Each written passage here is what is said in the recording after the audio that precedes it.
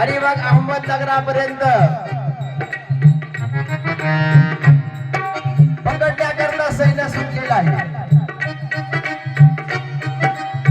आणि जिजाऊ साहेबांना बरोबर घेतलं आणि माहुली किल्ल्यावरती आले.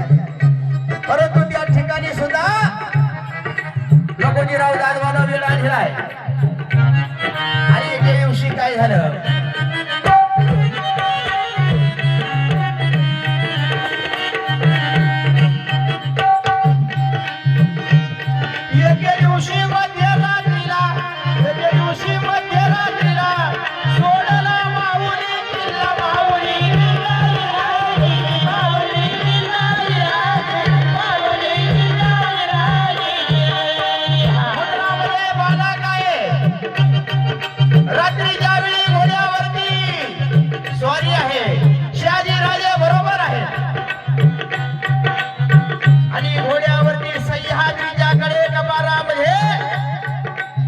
साहेबांचा घोडा दौडत आहे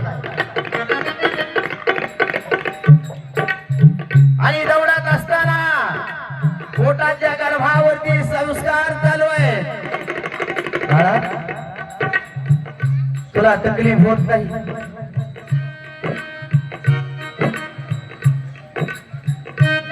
आयुष्यभर बाळा तुला असं दर्या खोऱ्यामध्ये फिरायचं आहे. तुझी आई तुझ्यासाठी करते बाळा.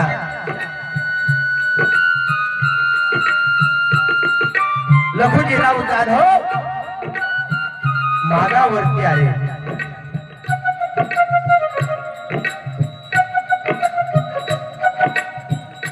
आऊसाहेबांनी सांगितलं शहाजी राजांना, महाराज तुम्ही पुढे जा, कारण मी त्यांची मुलगी आहे, ते मला हात लावणार नाही. जर तुम्ही जर सापडले तर माझ्या कपाळाचं कुंकू पुसल्या जाईल. म्हणून शहाजी राजे शिवनेरी किल्ल्यावरती आले. लहान संभाजी बरोबर आहे आणि त्या ठिकाणी आल्यानंतर 2 दिवसांनी आऊसाहेब किल्ल्यावरती आले. किल्ल्याचे किल्लेदार असणारे विश्वासराव त्या ठिकाणी आऊसाहेबांना ठेवलंय आणि शहाजी राजे पुन्हा घोडदौडीवर निघालेले आहेत आणि त्या ठिकाणी लखोजीराव जाधव आले. पण त्यावेळेला जिजाबाईंना डोहाळे लागले. शहाजी राजांना सांगत आहे, महाराज मला डोहाळे लागले, बघा माझी एक इच्छा पुरी करा, बघा अलबत्ता होईल ती पुरी करू.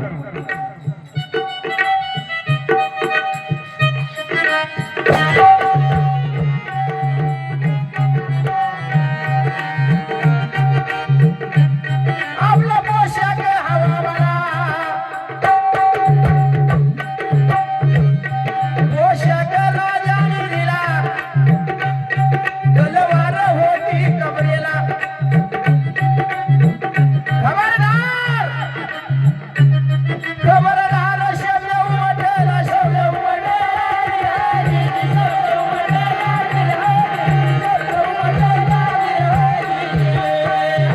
ओ रामन प्रतिपालक हिंदवी स्वराज्य आम्ही निर्माण करू. हे डोहाळे ते आऊसाहेबांना लागले, पण आजकालच्यांना डोहाळे भारी लागतात. कोणा काय वाटलं पहा,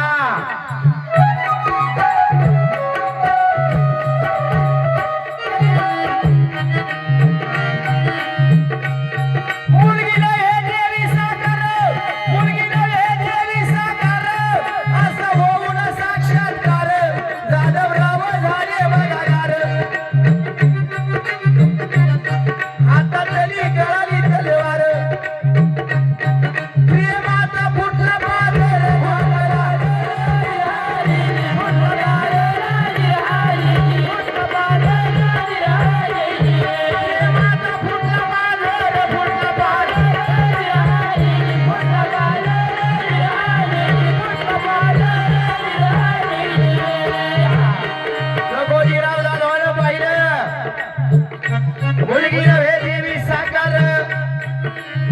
हातामध्ये तलवार घेऊन खबरदार असं सांगणारी आपली मुलगी नाही,